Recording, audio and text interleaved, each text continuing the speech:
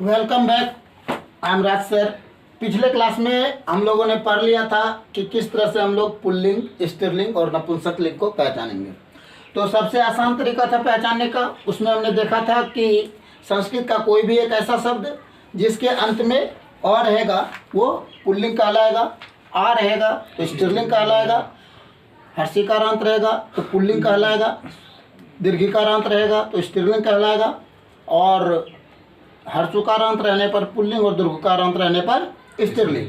और मैंने नपुंसक लिंग के बारे में बताया था कि अगर नपुंसक लिंग को जानना है तो क्या करना पड़ेगा, किसी भी संस्कृत का एक ऐसा शब्द जिसके अंत में आपको म मिले और उस म में क्या रहना चाहिए, हलंत लगेगा, और उस म में क्या लगाना पड़ेगा, हलंत लगेगा, हलंत लगाना पड़ेगा। तो ये सब सारी चीज़ें मैंने पिछले क्लास में बातचीत कर ली थी। तो आज आगे हम लोग सीखेंगे बेसिक कॉन्सेप्ट के ही तहत कि क्या होता है।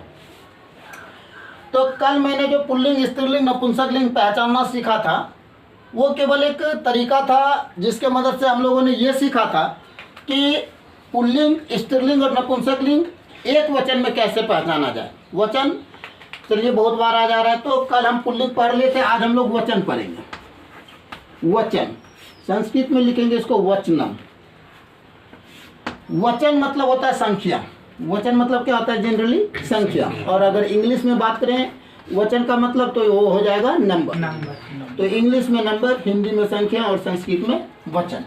तो आज हम लोग बात करेंगे वचन के बारे में और भी देखते हैं कहाँ तक बातचीत हो पाती है। तो संख्या क्या होता है, तो वैसा कोई भी शब्द जिससे हमको जनरली संख्या का माना पता चले, संख्या का जो बोध कराएगा, कोई भी शब्द संख्या का जो बोध कराए वो क्या कहलाएगा, नंबर कहलाएगा। और नंबर जो होते हैं ना वो दो प्रकार के होते हैं। जनरली नंबर जो होते हैं दो प्रकार के होते हैं, लेकिन हिंदी और इंग्लिश में नंबर आप लोग पढ़े होंगे दो प्रकार के, सिंगुलर और प्लूरल ना। या हिंदी में पढ़े होंगे एक वचन और बहुवचन। लेकिन संस्कृत में अगर हम लोग बात करें तो नंबर दो प्रकार के नहीं बल्कि तीन प्रकार के होते हैं, और जिसका नाम होता है एक वचन, द्विवचन और बहुवचन। आज हम लोग एक एक करके सबके बारे में समझने का प्रयास करेंगे, क्या होता है, कैसे होता है, क्यों होता है। एक वचन, द्विवचन और तीसरा क्या होता है, बहुवचन। तो चलिए बातचीत स्टार्ट करते हैं। एक वचन कहने का मतलब है, साफ देखिए समझ में आ जाएगा, यहाँ लिखा हुआ एक और वचन। एक मतलब क्या होता है, एक मतलब एक, और वचन मतलब क्या होता है, संख्या। एक मतलब एक और वचन मतलब संख्या। यानी साफ पता चल जा रहा है नाम से ही हमको कि जिसकी संख्या कितनी हो, एक हो। जिसकी संख्या कितनी हो, एक हो, वो क्या कहलाएगा, एक वचन। अब देखिए यहाँ पर द्वि का मतलब होता है दो, और वचन का मतलब फिर से एक बार क्या हो जाएगा, संख्या। वचन का मतलब संख्या, यानी कहने का मतलब है जिसकी संख्या दो हो। और बहु मतलब वो मत समझ लीजिएगा जो बहु आप लोग समझ रहे हैं ना, बहु वो दुल्हन वाला बहु मत समझ लेना है। तो बहु का मतलब होता है बहुत ज्यादा ना, दो से अधिक, यानी जिसकी संख्या अधिक हो। बहु का मतलब यहाँ पर हो जाएगा अधिक। तो कितना से अधिक, यहाँ पर जो बहु का मतलब होगा यहाँ पर होगा दो से अधिक। तो दो से अधिक, जिसकी संख्या कितनी होगी, दो से अधिक होगी, वही संख्या क्या कहलाएगा, बहुवचन कहलाएगा, या दो से अधिक जिसकी संख्या हो। अब वो संख्या होगी किस चीज की, तो वो जो संख्या होगी वो या तो किसी वस्तु की होगी या किसी व्यक्ति की होगी, इससे ज्यादा तो कुछ नहीं होगा ना। तो आपको समझ में जनरली आ गया होगा कि एक वचन का मतलब जिससे एक वस्तु या एक व्यक्ति का बोध हो वो एक वचन, जिससे दो का मतलब द्वि मतलब दो, वचन मतलब संख्या, जिससे दो वस्तु या व्यक्ति का बोध हो द्विवचन। बहु मतलब दो से अधिक, जनरली बहु का मतलब होता है अधिक। तो अधिक यानी जिससे दो से अधिक हो वह बहुवचन। तो यहाँ तक किसी को दिक्कत, चलिए यहाँ तक में तो किसी को दिक्कत नहीं है। अब हम एक एक करके सबका आपको डेफिनेशन के तहत लिखा देते हैं कि क्या क्या कैसे कैसे होगा।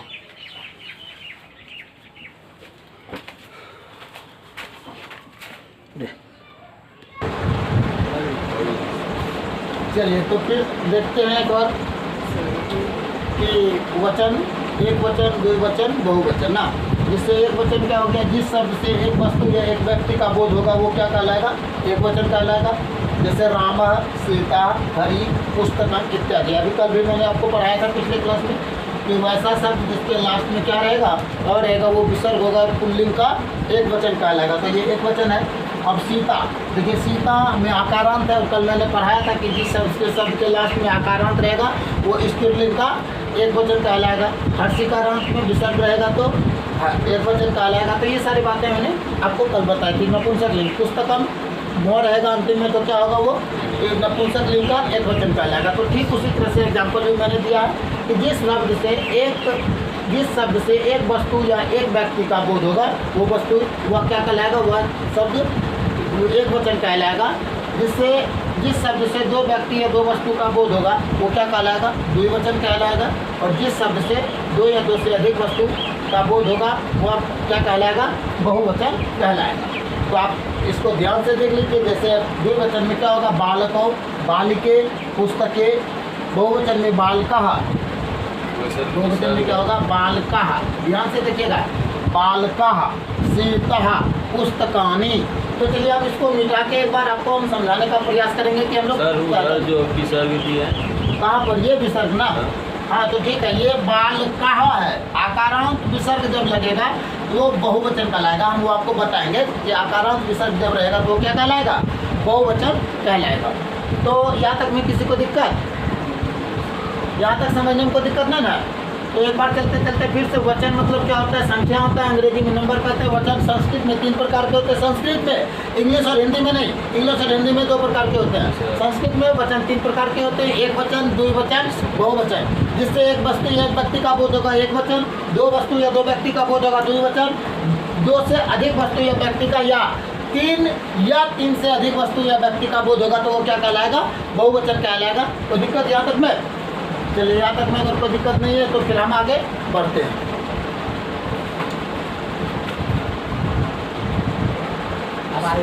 चलिए देखिएगा ध्यान से एक बार फिर से।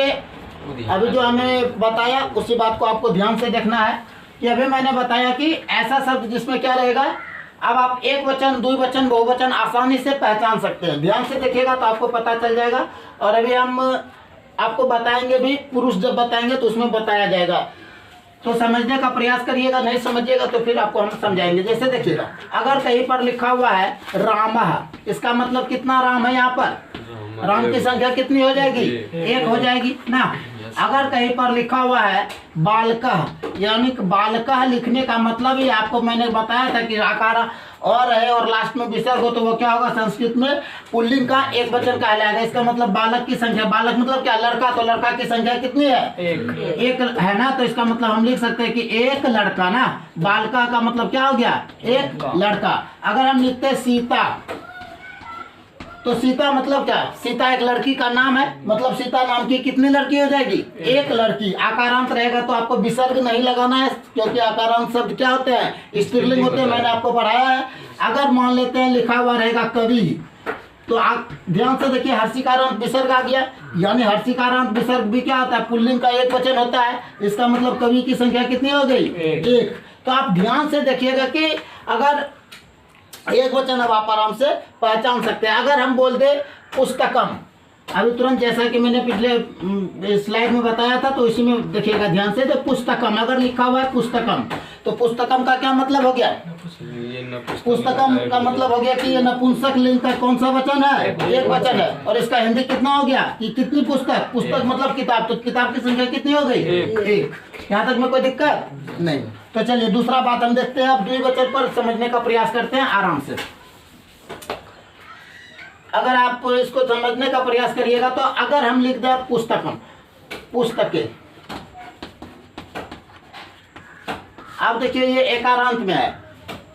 अच्छा चलिए हम एक बात और पहले लिख लेते हैं, उसके बाद आपको समझाने का प्रयास करते हैं कि समझिएगा कि क्या होता है। एक सारणी हम टेबल बनाते हैं, उसी के तहत आपको बताया जाएगा।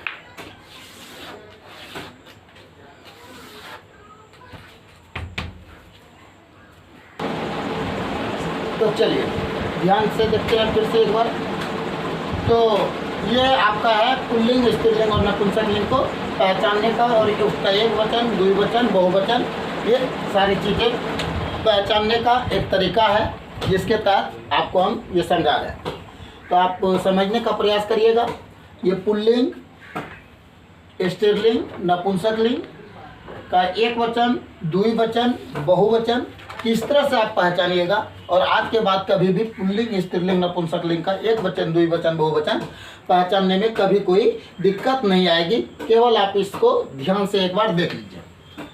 तो इसको एकदम ध्यान से देखना है, फिर हम आपको समझाएंगे। तो चलिए, आप देख लिए होंगे कि पुल्लिंग में क्या होता है ना, अगर एक वचन है, पुल्लिंग का एक वचन है, तो आप कैसे पहचानिएगा, उसके लास्ट में अ विसर्ग अह लगा हुआ रहेगा। अगर पुल्लिंग का द्विवचन है तो उसके अंत में क्या लगा रहेगा, औकारांत लगा हुआ रहेगा। देखिए मैंने साइन भी लिख दिया और उसका मूल भी लिख दिया है, तो उससे आपको पहचानने में आसानी होगी। अगर कोई शब्द पुल्लिंग है तो उसके लास्ट में क्या लगा रहेगा, आकारांत विसर्ग लगा रहेगा। और कैसे होगा वो अभी हम आपको तुरंत बाद में बताते हैं अगले स्लाइड में। तो इसमें देखिएगा ध्यान से, केवल समझने का प्रयास करना है। अब पुल्लिंग का एक वचन, द्विवचन, बहुवचन समझ जाइएगा। कहीं भी लिखा हुआ रहेगा संस्कृत में तो पहचान लेना है। संस्कृत में अगर कहीं भी अ पर लास्ट में आकर विसर्ग छोड़ दिया गया है, इसका मतलब वो शब्द क्या होगा, पुल्लिंग का एक वचन होगा। अगर लास्ट में औकारांत है तो वो पुल्लिंग का द्विवचन होगा। अगर लास्ट में आकारांत विसर्ग है तो पुल्लिंग का बहुवचन होगा। एक वचन, द्विवचन, बहुवचन क्या होता है वो तो समझ में आ रहा होगा आपको। तो स्त्रीलिंग का आप समझते हैं। स्त्रीलिंग में क्या होता है, आकारांत जब रहे तो आकारांत रहेगा तो आकारांत का एक वचन होगा, और एकारांत रहेगा तो द्विवचन होगा। आकारांत विसर्ग रहेगा, यह इकाह रहेगा। देखिए ध्यान से, दो बात लिखा मैंने, या तो आकारांत विसर्ग आपको मिल जाएगा या तो इकाह मिल जाएगा। तो ये भी शब्द क्या कहलाएंगे, ये भी पूरा का पूरा क्या कहलाएगा, स्त्रीलिंग का बहुवचन कहलाएगा। अब नपुंसकलिंग पहचानने की बात आएगी तो नपुंसकलिंग में कैसे आप पहचानोगे, तो नपुंसकलिंग में अगर एक वचन पहचानना है तो म रहेगा, वो तो कल भी मैंने आपको बताया था। द्विवचन पहचानने के लिए एकारांत, लेकिन एकारांत किस शब्द में लगा रहेगा, ध्यान से देखिएगा। आप कहिएगा सर इसमें भी एकारांत होता है, इसमें भी एकारांत होता है ना, तो एक थोड़ा मना। और यहाँ भी देखिएगा तो देखिएगा कि पुल्लिंग का बहुवचन भी आकारांत विसर्ग होता है और स्त्रीलिंग का बहुवचन भी आकारांत विसर्ग होता है। तो हड़बड़ाना ना है, बिल्कुल भी ना, एक जरा भी नहीं, धैर्य रखना और बात को समझना है कि स्त्रीलिंग कभी भी पुल्लिंग वाला शब्द नहीं होगा। अगर कहीं पर राम महा लिखा हुआ है, इसका मतलब ये साफ क्या है, राम में आकारांत विसर्ग लगा है, तो राम कभी भी स्त्रीलिंग नहीं होगा। किसी लड़की का नाम राम कभी नहीं हो सकता। लेकिन अगर लिखा हुआ है सीता, विसर्ग लगा हुआ है, किसका मतलब साफ है कि आकारांत जो लगा हुआ है किसमें लिखा हुआ है, सीता में, और ये स्त्रीलिंग का बहुवचन है। कोई दिक्कत? अब नपुंसकलिंग में कैसे पहचानना है तो वो आपको हम बता रहे हैं। स्त्रीलिंग का एकारांत है, स्त्रीलिंग में एकारांत है, यानी जैसे लिखा हुआ रहेगा सीते, इसका मतलब क्या गो, सीता है, दूगो, लते क्या गो है, दूगो। तो इस तरह से करके और भी हम अब आपको बताएंगे, दो हो जाएगा। लेकिन अगर लिखा हुआ रहेगा, अब देखिए सीता, लता, बालिके, अगर लिखा हुआ रहेगा बालिके, यानी लड़की की संख्या कितनी हो जाएगी, बालिके। अब देखिए बालिका तो लड़का नहीं होता है, लड़की होती है। अब उसमें एक आरांत लगा, यानी स्त्रीलिंग में लड़की की संख्या कितनी हो जाएगी, दो। ये बालिके का मतलब कितनी लड़कियां, दो लड़की ना। अगर तरीका से सीखे तो लड़की की संख्या कितनी हो जाएगी, दो हो जाएगी। अगर वहीं पर लिखा हुआ रहे पुस्तकें, ध्यान से देखिएगा, पुस्तकें। अब देखिए पुस्तकें जो लिखा हुआ है, पुस्तक कभी भी स्त्रीलिंग होगा क्या, हाँ, हिंदी में होता है, किताब स्त्रीलिंग होता है, कलम स्त्रीलिंग होता है। लेकिन संस्कृत में कल भी मैंने आपको पढ़ाया था कि संस्कृत में जितने भी नॉन लिविंग थिंग है, जितनी भी निर्जीव वस्तुएं हैं, सारी की सारी क्या कहलाती है, नपुंसकलिंग कहलाती है। अब देखिए पुस्तक में अगर एकारांत लगा है, इसका मतलब साफ है कि नपुंसकलिंग का द्विवचन है ना, जिसे बोलते हैं फलम फले फलानी, पुस्तकम पुस्तके पुस्तकानी ना। तो इस तरह से करके तो आपको समझ में आ जाएगा कि यहाँ पर किताब की संख्या कितनी बताई गई है, दो। यहाँ पर किताब की संख्या कितनी है, दो। तो अब आपको जनरली पुल्लिंग, स्त्रीलिंग और नपुंसकलिंग का एक वचन, द्विवचन, बहुवचन समझ में आ गया होगा ना। कि अभी अब पहचानने में दिक्कत है, कुछ दिक्कत है। अच्छा देखिए, सॉरी, अब नपुंसकलिंग का बहुवचन नहीं समझ में आएगा ना। अब देखिए जैसे लिखेंगे हम चक्रानी, क्या लिखेंगे, चक्रानी। चलिए इसको इरेज कर लेते हैं, फिर बताते हैं। अब ध्यान से देखिए, अगर हम लिखते हैं चक्रम, तो चक्रम का मतलब कितना चक्का हो गया? चक्रम मतलब होता है चक्का। चक्का जानते हैं? चक्का साइकिल का, बाइक का, किसी भी चीज का। तो चक्रम मतलब क्या हो गया? चक्का। तो चक्का क्या होगा? चक्का यहाँ पर जो चक्रम लिखा हुआ है यहाँ पर कितना पीस चक्का की बात हो रही है? एक। कैसे जान गए? क्योंकि लास्ट में म है और नपुंसक लिंग के म, जब किसी नपुंसक लिंग के शब्द के लास्ट में म रहे तो वो एक वचन कहलाता है। और एक वचन केवल और केवल कितने वस्तु या व्यक्ति की बात करता है? एक वस्तु या व्यक्ति की। इसका मतलब एक चक्का ना। अगर हम बात करें चक्का, सॉरी चक्रम नहीं, चक्का। अगर हम लिख दे चक्रे, ध्यान से देखिए तो कितने चक्का हो जाएंगे? चक्के की संख्या कितनी हो जाएगी? दो। एक आरांत आ गया तो दो चक्के, दो चक्के, दो चक्के। अगर लिखा हुआ है चक्रानी, अब देखिए इनी या आने आ गया कि नहीं? चक्रानी या इनी या आने रहेगा तो ये क्या हो जाएगा? नपुंसक लिंग का बहुवचन। यानी चक्र यानी चक्के की संख्या कितनी हो गई? दो से अधिक। दो से अधिक। कोई दिक्कत? यहाँ तक समझने में कोई दिक्कत नहीं? तो अगर हम आपसे अब अगर इसका हिंदी पूछते चले जाए कि वस्तु की संख्या कितनी और इसका हिंदी क्या हुआ तो आप बता दीजिएगा? पक्का विश्वास है? चेक कर लेते हैं आपसे। तो बताइएगा मिथिलेश साहब, बहुत ही आसान सा है जिसको आपको बताना है। पर्वत क्या होगा? मिट्ठू। पर्वत है एक। इसका मतलब क्या? को पर्वत है? 5 गो 7 गो? एक पर्वत है ना। वाह, वेरी गुड। एक पहाड़ या एक पर्वत। अगर आज के बाद कोई संस्कृत में लिखने कहेगा एक पहाड़, लिख दीजिएगा कि नहीं लिख दीजिएगा? पक्का ना? पक्का। लिखना होगा हमको एक लड़का, बालक।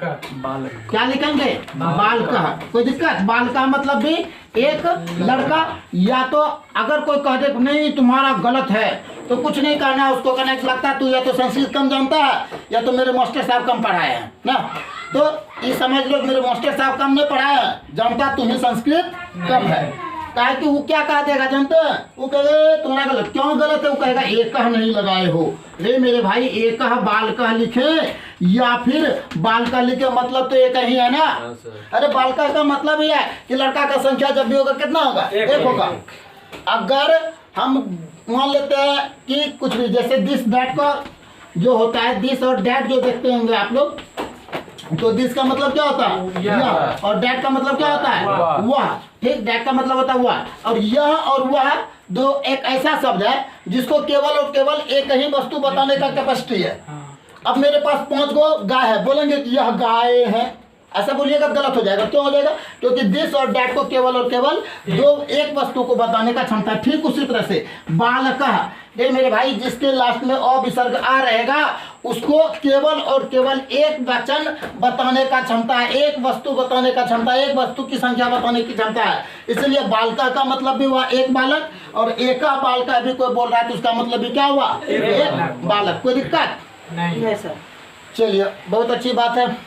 बारिश पता नहीं आजकल मौसम और बारिश बहुत खराब चल रहा है। दोनों का एकाएक मन खुश हो गया है, बहुत ज्यादा ही मेहरबान हो रही है। दिल लड़ा हो गया। तो अब मेरे ख्याल से आपको एक वचन में दिक्कत नहीं आएगी ना। अगर हम लिख दें बालिके, तो इसका मतलब बालिके, इसका मतलब क्या हो गया? पहले तो ये देखना पुल्लिंग है कि स्त्रीलिंग है? क्या है? स्त्रीलिंग है ना। पुल्लिंग है कि स्त्रीलिंग है? स्त्रीलिंग है। देखते हैं, ये बारिश अगर नहीं रुकती है तो फिर वीडियो को रोकना पड़ेगा यहीं पर, लेकिन अगर रुक जाती है तो फिर आगे समझेंगे, नहीं तो आवाज़ नहीं आएगी क्लियर।